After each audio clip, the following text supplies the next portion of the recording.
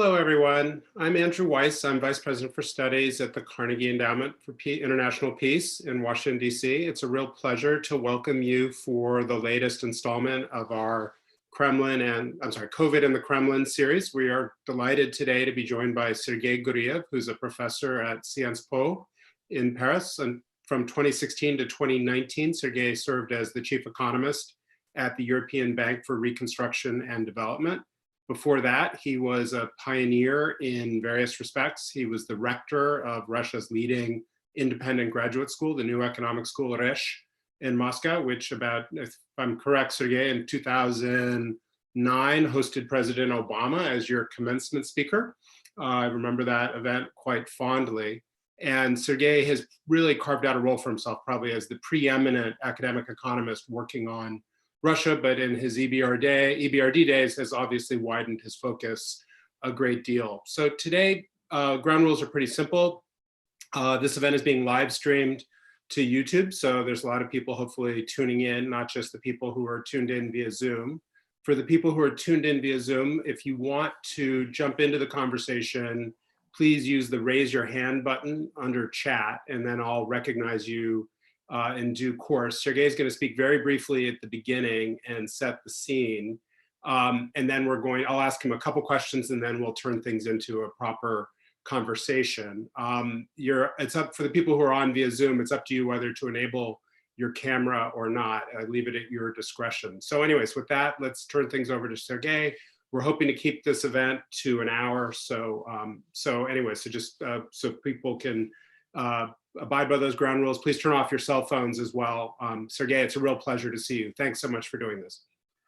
Thank you very much, Andrew, for inviting me. It's a great honor to speak at this event. And we agreed with Andrew that I will start with literally 8 minutes. I put a timer on the impact of coronavirus pandemic and the accompanying global recession on Russia's economy, and on the composition. I would also speak on the composition of government's policy response and what and how to think about government's policy. So the impact on Russia is, of course, huge. Russia is an oil producer, and this is not just a global recession. It's a crisis where the industries that consume oil, consume fuel, are hit disproportionately substantially. So airlines are not flying anymore, people don't drive. And so it's not just a global recession where global GDP shrinks by 4 or 5%. It's where the most hit industries are the ones that would want to buy Russia's export commodity. And now that means that oil prices collapsed. And I'm very happy to talk about the OPEC plus aspect of that. But overall, we are talking about unprecedented collapse in oil prices. So the recession per se is also tangible. So the ballpark estimates of lockdown in Western countries is something like 1% of annual GDP per 1 week of lockdown. So if you're in a lockdown for 8 weeks, like Italy seems to be doing, or France seems to be doing, you are pretty much sacrificing 8% of your 2020 GDP. And that means you would have to run a wartime level budget deficit and borrow respectively. And so this is the money that you'll have to earn later on through growth or higher taxes. Now, if we take this estimate to Russia, we are also talking about a major recession. Current estimate of the IMF for Russian GDP growth for 2020 is minus 5.5%. Now, this estimate was unveiled a week ago, but as we know, IMF's forecasts are prepared a couple of weeks before they're unveiled. And so maybe this estimate is a bit too optimistic. And in fact, Russian GDP decline is likely to be in the range of minus 10%, taking into account the oil price decline, which took place since IMF projections came out. Now, I'm still a conservative and traditional economist. I still believe that oil price will be positive There are some events that can prove me wrong, but indeed oil prices are in the range where Russia will face a major challenge. So on the medical side, I would just give you a fact. So Russia is still in the early stages of the epidemic, but the number of deaths is increasing at 16% per day in the last 10 days, which means that even though Russia now is an order of magnitude behind Italy or France, today it will double the number of deaths every 5 days. And unless there is a slowdown, Russia will take over the current level of mortality of, say, Italy or France less than 3 weeks from now, more like 2.5 weeks from now.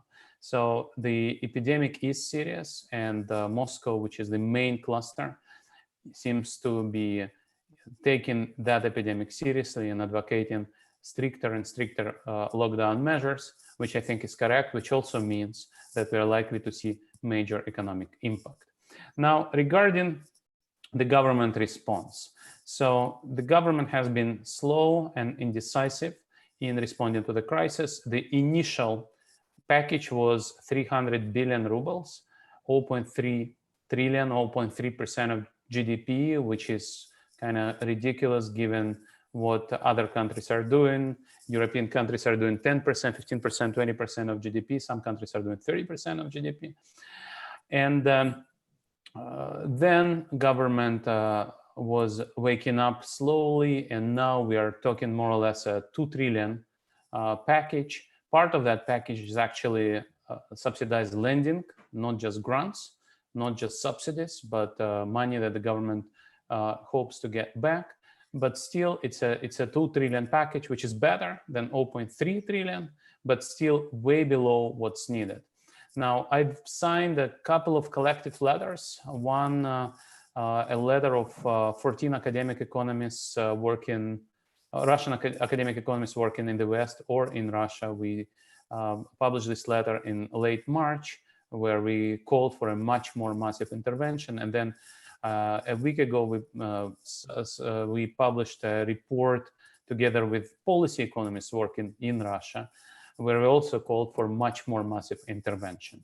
And basically, what I worry about is that today many small businesses have zero revenue, which means they will have to cut employment, they will have to disappear, and when lockdown is finished, they will not reopen.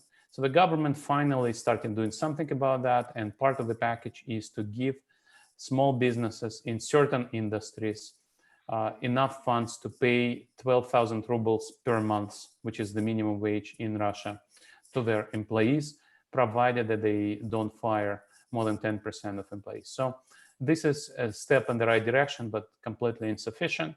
So we would advocate more and bigger support measures. So the government's target is to look at something like 20% of small businesses, which is employing 3 million people. The total employment in small and medium-sized businesses is in the range of 15 million. And we think it's too small and actually also too slow. So this is a concern. Another concern is a lot of people in Russia are self-employed, gig employees. So these people will have zero income.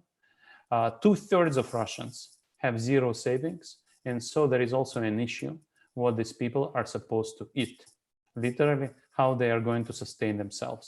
And in that sense, we are advocating handouts of cash, like President Trump sent Trump signed checks, as you know, in the US, and many European countries are doing the same. So we would advocate similar measures in the range of, say, 20,000 rubles per adult, which quickly escalates, because if you do that every month, it means 2% of GDP every month for 100 millions of Russians. So that would be total of 2% of GDP. So you quickly empty out the sovereign wealth fund. Now, the sovereign wealth fund in Russia stands at, that's actually a good question, but it's not published yet where it is. So the data for March were published March 13. Today, is already the end of April. The data for the 1st of April are not actually published, but officially the government says that 11 trillions of cash, 11 trillions rubles in cash are sitting in that fund. So the government can actually spend 11 trillions, which is 10% of GDP. And so in that sense, rolling out massive support is doable. Now, the big puzzle is why this government is not doing that. And the reason for that is the government expects that the rainy day is going to last longer than just the lockdown. So when country emerges from the lockdown in 2 months from now or in a month from now, then the government still wants to continue with its national projects agenda, doesn't want to borrow, doesn't want to cut government spending. And in that sense, it just says oil prices are likely to stay low. So we don't want to hand out money to people or to small businesses. We have big businesses that we like, whom we would like to help. And already this package that I mentioned that the government rolled out already includes what's called systemic enterprises and substantial amount of money for those enterprises. But still, it is quite striking that the government is saving money in this very, very rainy day. This is a very rainy day for Russians. And that is actually going to be one of the biggest challenges for the Russian government, where people literally are facing subsistence constraints. And we saw it was a protest 3 days ago in Vladikavkaz, a city where I was actually born, where people said, we cannot tolerate lockdown because we have nothing to eat. And they took to the street, they were beaten up, some of them were detained, but I can expect more and more of those things happen all around Russia. Another thing which is likely to happen is that many Russians will stop respecting lockdown and their local governments will let them do that. But in Moscow, lockdown will probably persevere, which means the need for supporting the households. So that's where we are. I'm advocating a much more massive intervention in terms of supporting small businesses and citizens. The government, and I'm not alone, it's actually more or less a consensus in the economics community. The government has moved in the right direction, but slowly and not sufficiently. It may actually move further as it will see more protests like in Vladikavkaz. And in that sense, we don't know. We are in very uncharted waters. And at the current oil prices, government is correct to worry about the budget deficit. So basically, Russia is likely to lose majority of its oil tax revenues.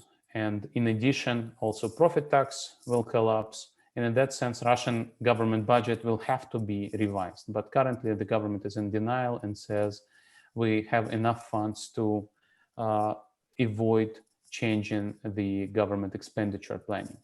So that's where we are. Just try to set the scene in numerical terms, and I would be happy to take your questions. Thanks, Sergei. So I'm going to ask you a couple of quick questions, and then I know that folks are already raising their hands. And again, you should use your chat, raise your hand button to signal, and I'll call on you in order.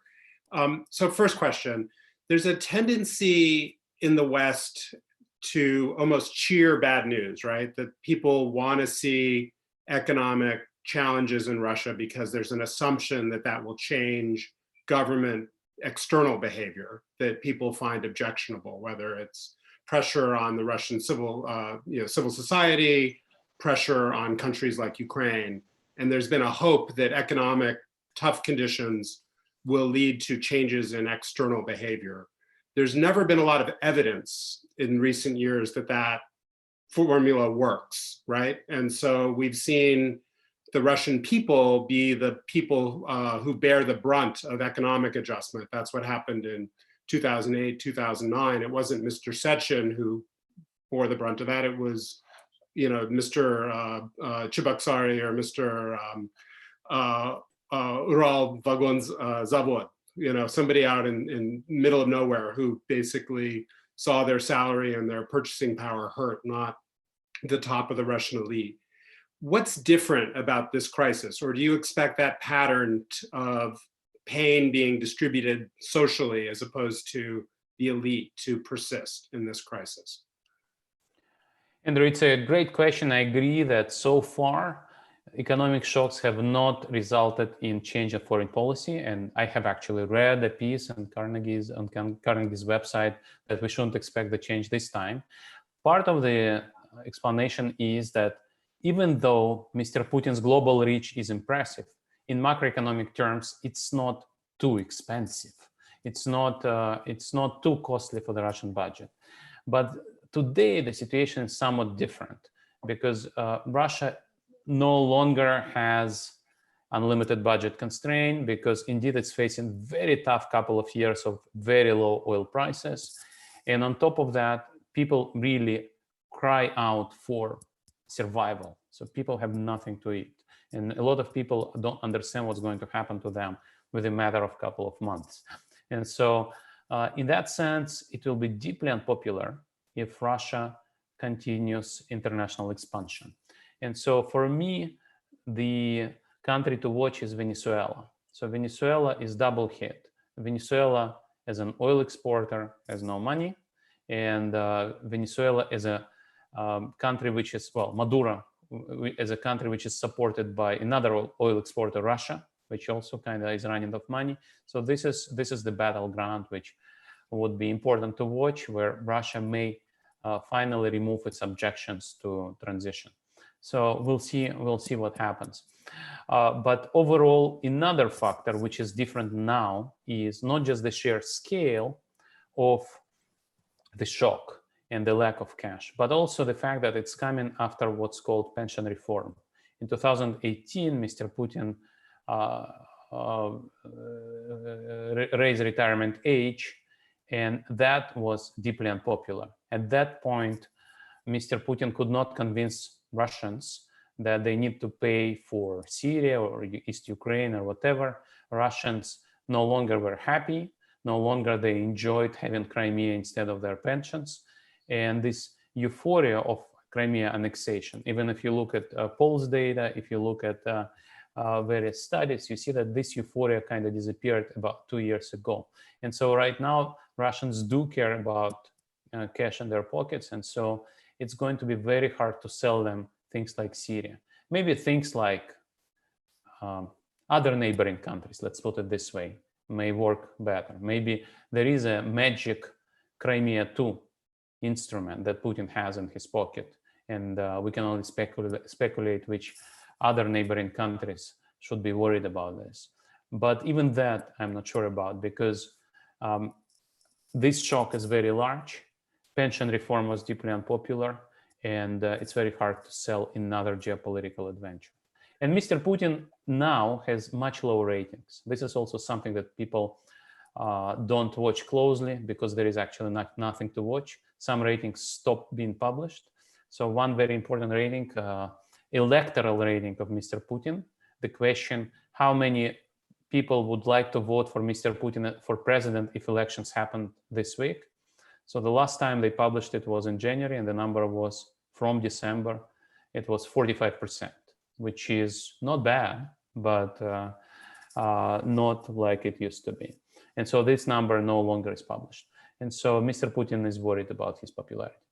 So let me ask you this to a slightly different way, which is, it's been notable, and I'm extremely grateful to you and your colleagues for focusing on the impact of the crisis on average Russians and the need to help them. And I think that's a message that needs to be applauded and repeated worldwide, that there's a human cost to this crisis we don't always focus on.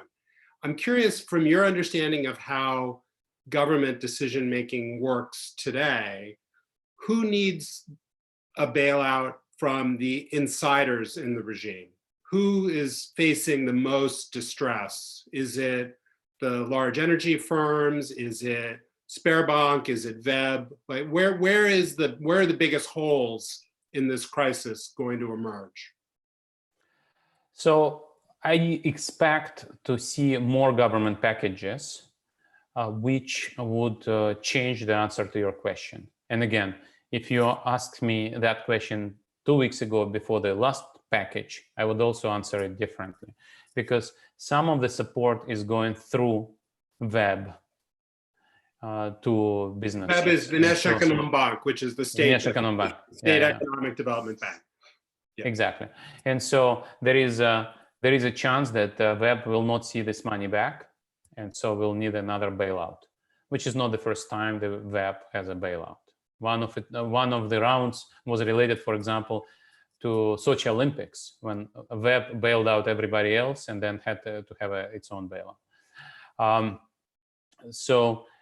The banks may get in trouble, say, half a year from now, and they will be recapitalized. Nobody is worried about that.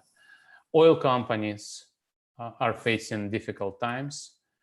Russian oil sector is happy to see oil price at 20 or 25, but today's Urals price is actually lower. And in that sense, everything is in trouble. And oil, also metals exporters are in trouble because, again, global recession hits everybody. So it's very hard to say who's not in trouble. And most importantly, this time around, unlike 2008, 2009, government doesn't have unlimited funds. And so in this case, it's very interesting to see who will be the priority. So far, the priority is on those systemic enterprises, which are a mix of state companies and big companies owned by so-called oligarchs. So I have one technical question, and then I'm going to turn to the questions that have started to come in. You mentioned the possibility that the sovereign wealth fund could be exhausted by year end if the government begins direct payments to people who have lost their jobs or who are unable to go back to work. And you mentioned the possibility that the government would start borrowing. Borrowing how? My memory, and I may be fuzzy on this, is that while there are no explicit constraints on sovereign borrowing because of US EU sanctions, there was, at the end of the Obama administration, an effort to discourage major money center banks from allowing Russia to re-enter the Eurobond market.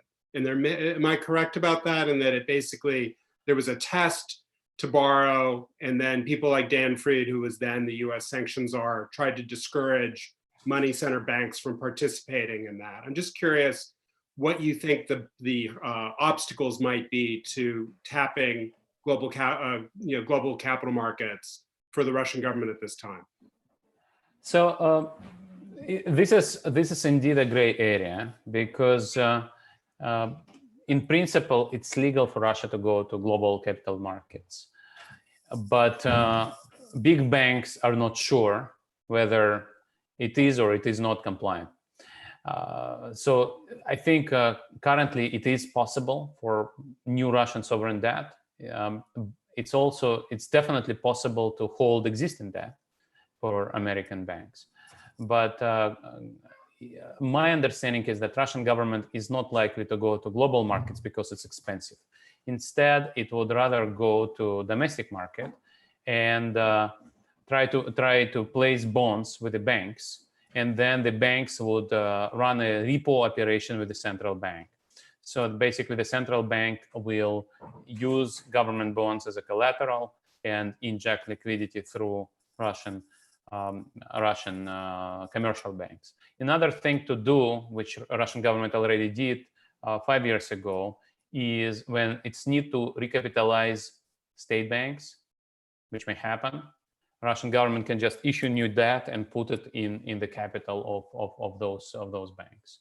So there are many options. So in that report that we put together with other policy economists in the Liberal Mission Foundation, some people would advocate for direct monetary financing. Some people would advocate about something that in the US would be called modern monetary theory. I'm not a big fan of that, but there are still many instruments that Russian government has in, for example, repo operations or other things that are more or less civilized. Inflation would still be under control, and still Russian government can issue several trillion rubles worth of debt. Thanks, Sergei. Okay, I'm going to open up to questions now. Anders Oslin, can you hear us? Can you turn on your microphone, or I think we can turn on your microphone for you. Go ahead, Anders. Yeah, I think it's on now. Thank you very much, Sergei. Wonderful to see you again, and truly excellent presentation. And thank you, Andrew, for organizing this. This is really useful. And generally, I agree with everything that you have said. So I want to draw you out a bit further. But let me particularly praise you for saying that you think that Russia's GDP will fall by 10% or so, substantially more than other forecasts. I think that's much more realistic. My questions concern policy making. One name that you notably did not mention was Prime Minister Mishustin and the new government from January. What role do they play, and how do they matter? You have mentioned that you and others have been activated. I see the Liberal Mission, the Center for Strategic Research, and Kudrin have become activated after having been very quiet for several years because there hasn't been much to say. Now there is a lot to say. And you also mentioned this decentralization to the regional governors. How does that influence on policy making overall? And then one specific question.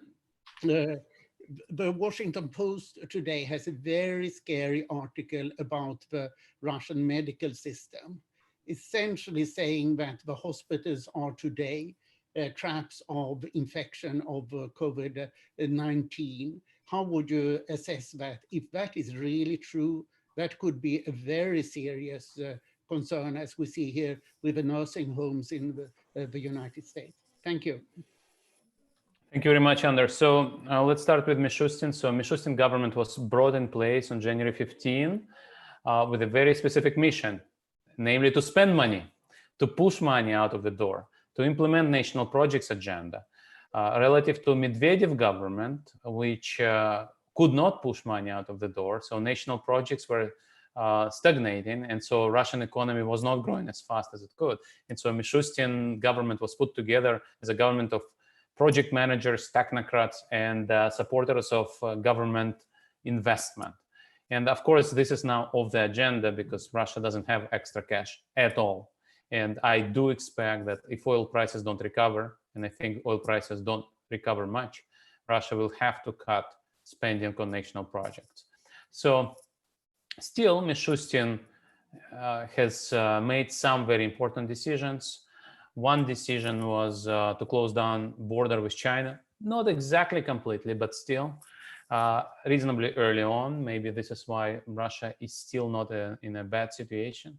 Then overall, he also moved in the direction of reducing to zero import tariffs for medical equipment and drugs, which was also very important. It's very important move forward because, of course, there is always a lobby against import competition, especially in those areas. Of course, he also made some strange decisions on monopolizing the production and distribution of masks, monopolizing the production of tests. So all kinds of stuff which a normal person would work against, and he didn't. But then he also didn't follow up on the suggestions from United Russia to regulate prices, which in Russia would result in shortages. So it's not a black and white picture, some good decisions, some bad decisions, but indeed it was not his job. He was not brought in to fight a crisis, and he was not supposed to be able to fight a crisis. Now, where he would come in very useful is if Russian government does say we want to distribute cash to households, then he would be the right person to administer that.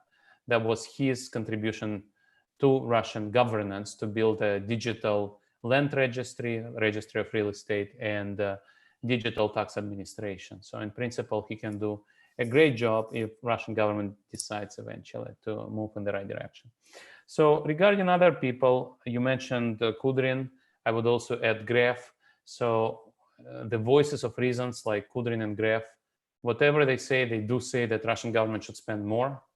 and Kudrin says 7% of GDP, and Graph a couple of days ago said up to 10% of GDP, which is really good because what government usually says, the government says we don't have this money, and Kudrin and Graph would always tell us not spending too much. And now when Kudrin and Graph are actually saying, look, it's time to spend, this is why we save this money, I think it's a very important contribution to the debate.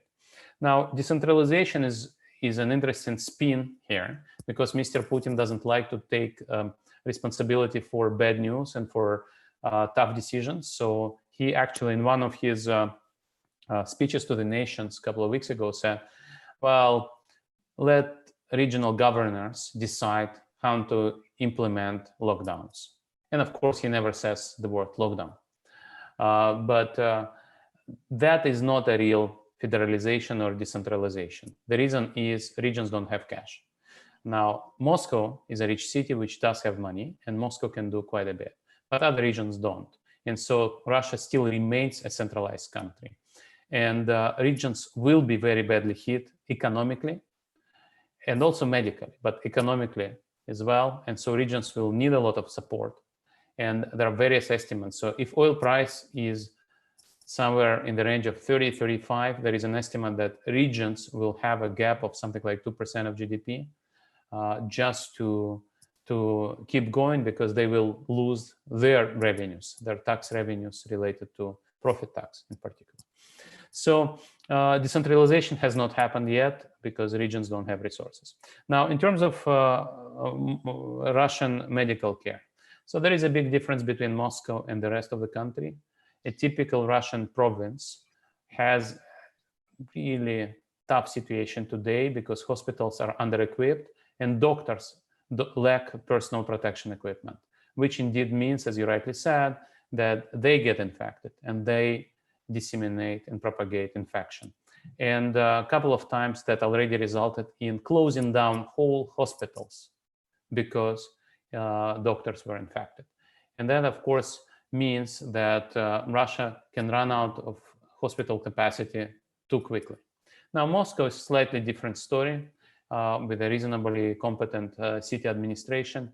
Moscow has invested in expanding the number of reanimation beds, ICUs. And by now, I think they have 21,000 beds for COVID, and they're trying to provide more personal protection equipment. And that is, of course, the main battleground against COVID. But as I said, epidemic is growing. And already today, Moscow says that even with that expansion of beds, we may run out of capacity very, very soon. Like they always are saying, we are running at capacity. So if you're scared, you're right. You should be scared. You should be scared about rich Moscow.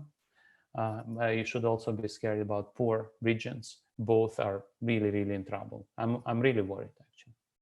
Can you talk about the dynamic at the level of the regions where, in not only in Russia but in the United States and in Australia and other parts, we've seen an every man for himself mentality where people are shutting inter-regional borders and are trying to seal themselves off.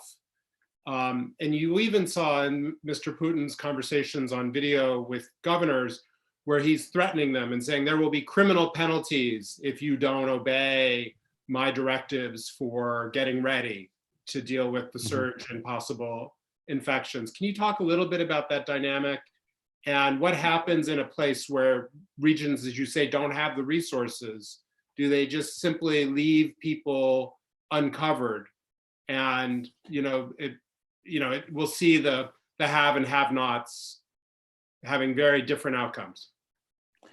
So this is a great question. Some regions are less affected simply because they're less integrated in tourism, travel, conferences, trade, investment. And so they're really much less affected.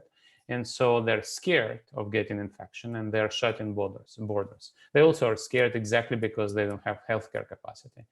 And as it works in Russia, if Mr. Putin is unhappy about one single governor, he can call him and tell him, look, do the other thing. But what happens in Russia, of course, you have too many governors and too many mayors who on paper pretend to follow the orders, but de facto are weakening the measures or strengthening the measures, closing down the borders, or actually making concessions in terms of lockdowns. And there is a famous case of mayor of Sayansk, a small city in Siberia, who said, we cannot afford this. People need to work. And he eventually closed restaurants, but he keeps barbershops open. So he really suggested that we are not rich enough. And he went too public about this, but I'm sure many smaller places try to quietly do the same, but we just don't hear about that. And then on top of that, as you rightly said, some regions feel strong enough to shut borders, to close borders. So we've got a couple questions I'll relay to you that have come in. First one is, for pre-crisis Russia, were there state programs already in place to help people in poverty, like we have in the United States, where there's food stamps and basically assistance programs that allow people who are below poverty levels to access basic food and other goods? So in principle, yes, it's not really food stamps, but in principle, you do have social services, which actually do especially well regarding the senior citizens, providing them not even with cash or in-kind support, but more like with helping them delivering food, helping them delivering drugs, taking care of them. So it's not a completely non-existent welfare state. But all these programs were very small in terms of cash support. And I'll give you an example. So Mayor of Moscow, Sergei Sobyanin, immediately said, senior citizens should stay at home and I will pay you for this. And the payment was 4,000 rubles per person per month, which not just by Moscow standards, but even by Russian standards is something like 4% of minimum living standard. So these programs are not very generous, to say the least. And in that sense, we should all worry about people literally having nothing to eat. So then I have another question from a mutual friend of ours who related. This is from Mark Medish, who you said he wanted to know, what is the real dependency on oil revenues for budget and share of GDP growth? And then he wanted to know, what do you think the Russian side was thinking when they basically had a window to cooperate with the Saudi government in early March on scaling back oil production to manage the demand shock? Why did Russia play hardball at that point with OPEC, and obviously miscalculated horribly and created much worse downward pressure on oil prices as a result? Right. So the budget usually counts oil taxes as two taxes, one export tax and one is extraction tax. And there is the famous oil maneuver. So people who live in Minsk, for example, know that too well, because that oil maneuver moving from export tax to production tax to extraction tax hits Minsk budget very, very badly. But in any event, so there are two taxes, and one of them is just something like $10 per barrel when you export oil. And so since Russia exports something like 5 million barrels per day, you can calculate what that means for Russian budget. So the other tax is the extraction tax, which actually is zero if oil price is below 15, and is proportional to the difference between oil price and 15. So right today, any estimate that I can give you about that tax is really uncertain, because oil price is occasionally slightly above 15 and slightly below 15. But basically, the total federal budget is something in the range of 20% of GDP, of which about half, 9 or 10% of GDP in good years was the oil tax, these two oil taxes. And so currently we expect this number, if oil prices are staying at 25 or 30, to go down by half. So Russia will have a budget deficit of 5% of GDP, where it's not clear what to do with that. Borrow, shrink expenditure, and so on. And that's why Russian government is so scared. And now, if oil price is in the range of 15, and again, Russian oil price is slightly lower than Brent. Urals is a bit cheaper than Brent, and Brent today is at the range of 20. So you can actually see a situation when instead of 10% of oil taxes, you get only like 3. So these situations are very scary for Russian government. So that's why Russian government is so slow. They really want to understand what to do about that. In terms of economic growth, the ballpark estimate is 10% change in oil prices is something like 1 percentage point of GDP. And so this is why we get all the scary numbers of 10% recession in Russia. And actually, I'm not the most pessimistic person. You can see other forecasters who can give you a recession of 15% in 2020 in Russia, depending on the oil price. So this is the rainy day. So this is the crisis Russia has not seen since 1991, not since 1998. So it's very likely that most Russians, don't remember a crisis like this. Now, in the West, people talk about the biggest one from the Great Depression. In Russia, we have more crises than the West. So I remember 1991, 1992. So I can tell you scary stories when Russian GDP went down from peak to trough by 40 percentage points. So things are very, very tough. Now, regarding OPEC Plus, so I consider what happened in early March as a big mistake, coming from overconfidence and a lack of rational thinking among the top management of Rosneft. The thinking was, we will reduce the price, American shale production will be kicked out, then price will recover, and we will rule the world. But of course, we've seen already in recent years, when price goes down, American shale cuts production, then price recovers, and American shale comes back on board. And we saw that many times. We saw that several times, and that would have happened. But by now, that doesn't matter. So that deal, OPEC Plus, on the table, March 5th, was about cutting production by 1.5 million barrels per day. Today, we are talking about the shortage of 30 million barrels per day in global demand. So it's a completely uncomparable problem. So that mistake was bad. It undermined the relationship with Saudi Arabia, but it's completely minor given the scale of the problem today. So I'm not a big fan of Mr. Sechin, but blaming today's low oil prices on him would be too much. This is the global recession, and this is the global lockdown that takes it all. So let me push you on something you said a few moments ago about the comparison to 1991. What are the second or third order effects on the political economy of Russia from that kind of a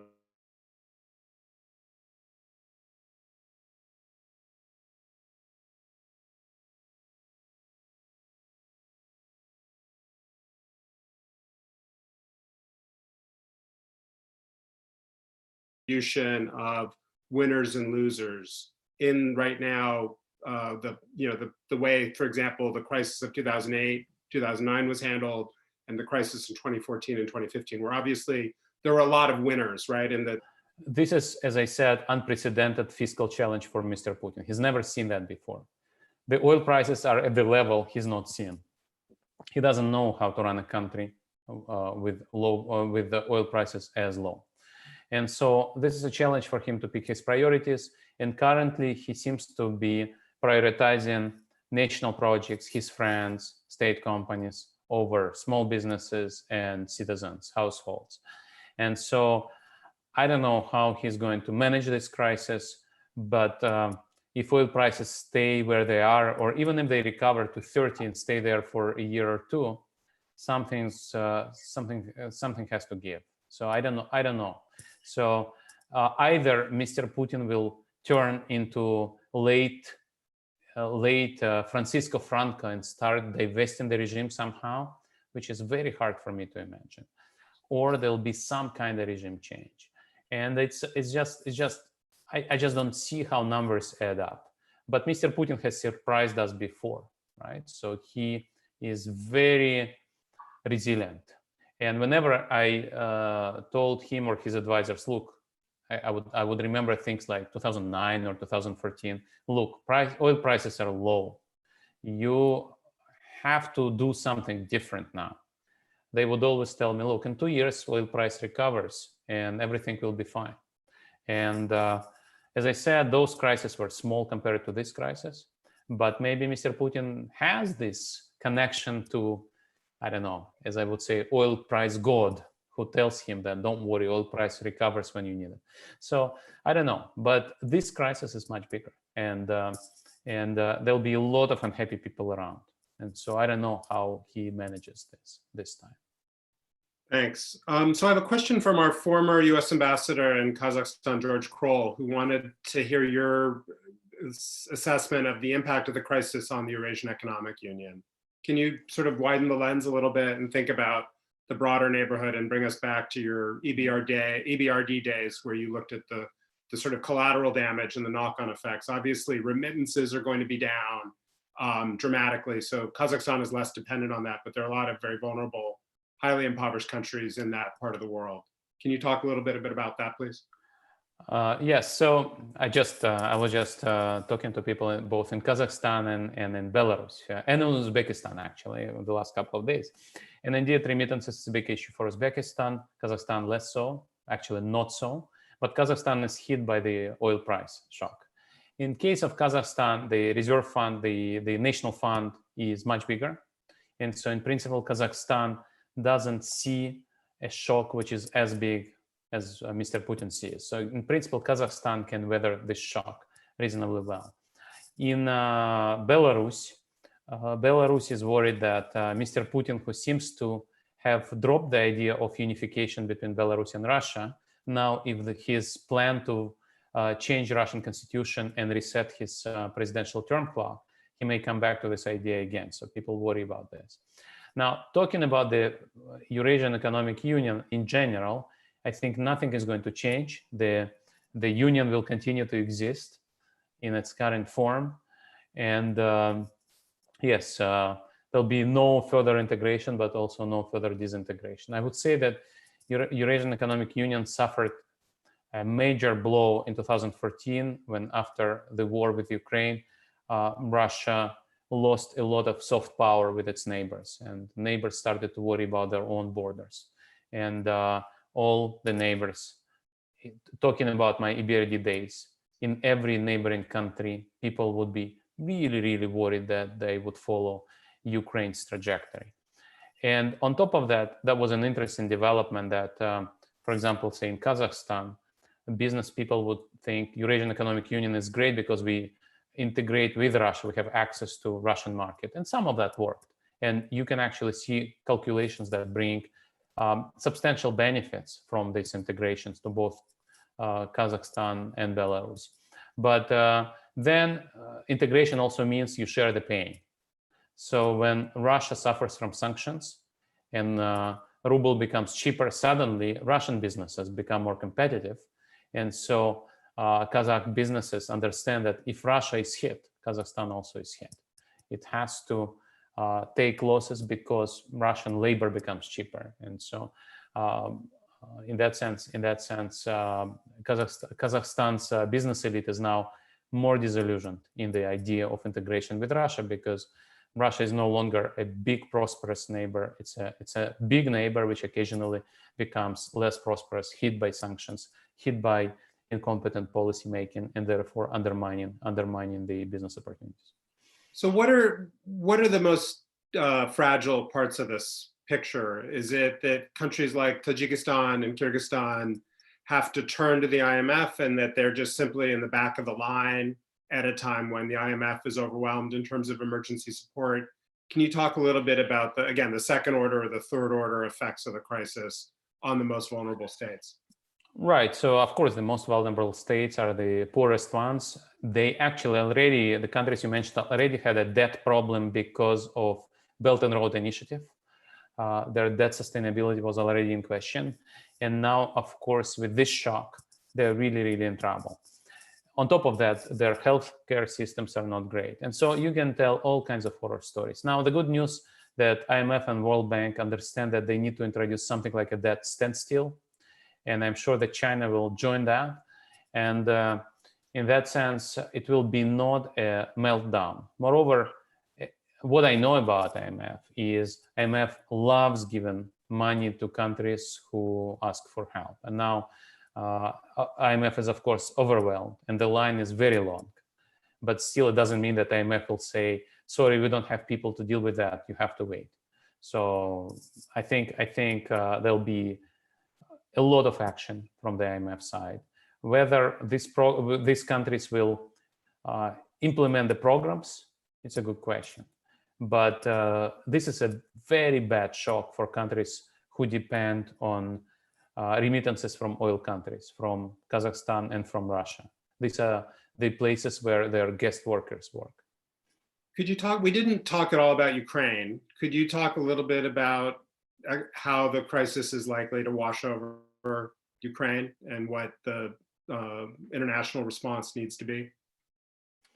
So Ukraine is very hard to understand right now. There is a new government. The government was replaced in late January, in February. And the new government is still taking its first steps. Certain good things have been passed, talking about the Privat Bank law or land reform.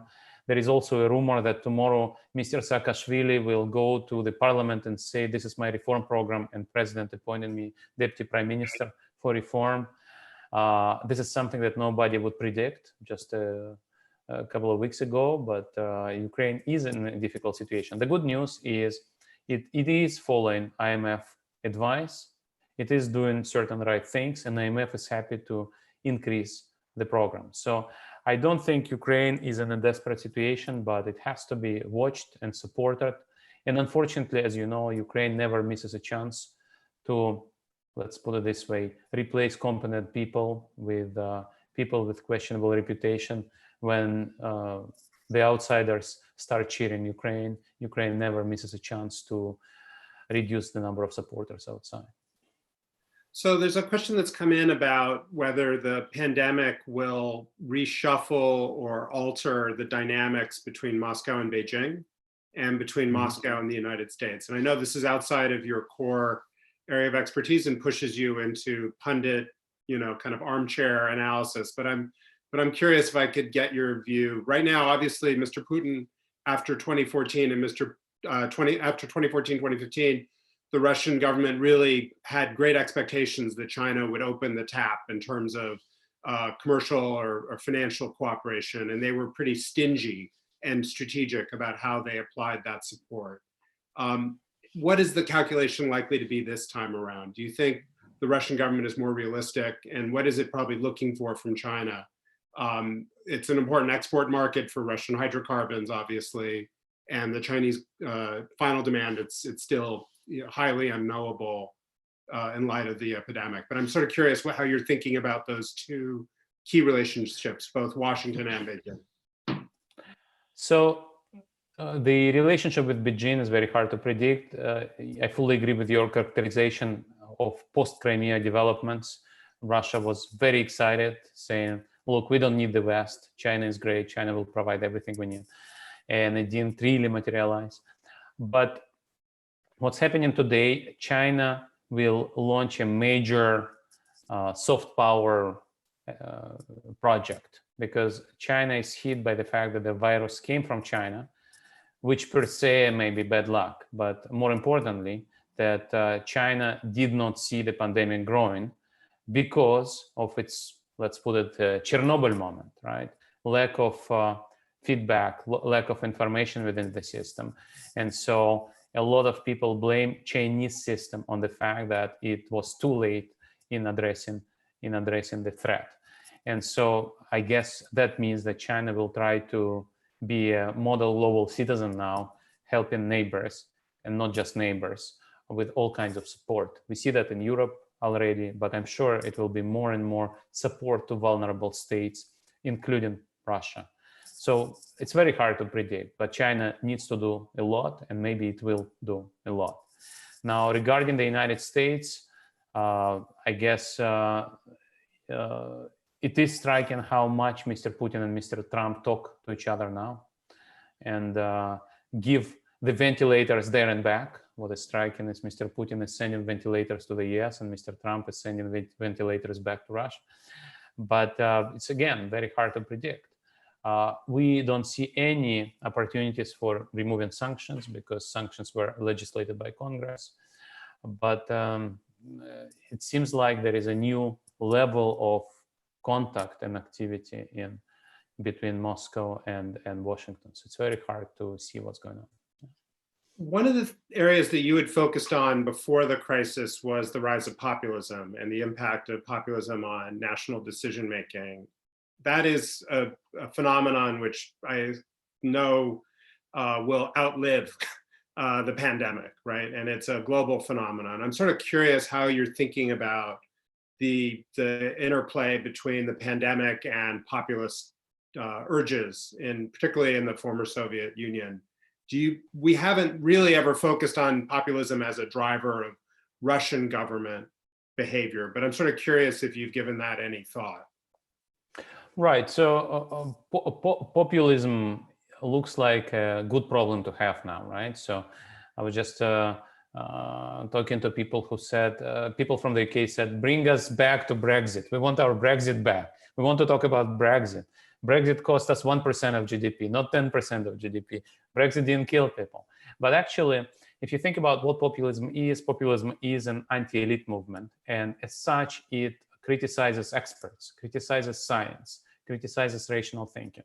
And I think what this epidemic does, it brings back the reputation for experts and scientists. Not necessarily economists or political scientists, but maybe medical scientists, right? Life scientists. But still, there'll be less of the neglect of facts and science. And in that sense, I think populism should lose from this. Another dimension is the countries like UK, Brazil, United States have shown big mistakes in facing the pandemic. In the UK now things are kind of back on track, but initially they did things which were not correct, and then they reversed track, but still. So, and then in the US, the ball is in your court to criticize Mr. Trump's attitudes to and handling of the disaster. But you obviously have not been watching a lot of television lately, Sergei. In terms not Fox News. Not Fox News. Science. Not Fox News. We still have a lot of room. We have a lot of room for improvement in that area at the moment. Yes. But anyways, yes. Yeah, but what I'm saying is, if you live in a rational world, then it should be really a big blow for populists. But populists are very talented for spinning the narrative. So they're very good, as you rightly said about television, they're very good to come out of this crisis and say, these are the mainstream politicians who brought this on us. And we, the populists, really care about the people. So what I'm saying now is not just thinking about the response to the pandemic, but also thinking about the narrative, post-pandemic narrative, to say rational thinking, responsible behavior, responsible policy making is what helps people, what saves lives. It's not just about percents of GDP now, it's about saving lives. And so in that sense, I'm a bit more optimistic. Another beneficiary from pandemic is not populist movement, but green movement. I think this crisis will actually strengthen the support for green parties, which already was on the rise in Europe at least. But now there'll be a greater support for the narrative, we should respect the planet, one. Second, we have brought ourselves together to fight this big enemy, the virus, so we should be able to fight the global climate change together as well. And third, we spend a lot of percentages of GDP on the virus. Why shouldn't we sacrifice some percentages of GDP against the climate? I'm not watching President Trump's press conferences. If you seem to be suspecting me that I spend too much time watching President Trump. Well, look, it's really refreshing. We used to have a tradition of trying to end on a positive note, and in these gloomy times, I think you've now successfully done that. So why don't we end it there? Sergei, thank you so much for spending time with us today. I really, really appreciate it. Thank you very much. Thank you very much, Andrew. Thank you, everybody. Okay, everyone, please stay safe. Thanks for joining us. Wash hands. Thanks. Thanks, Sergei.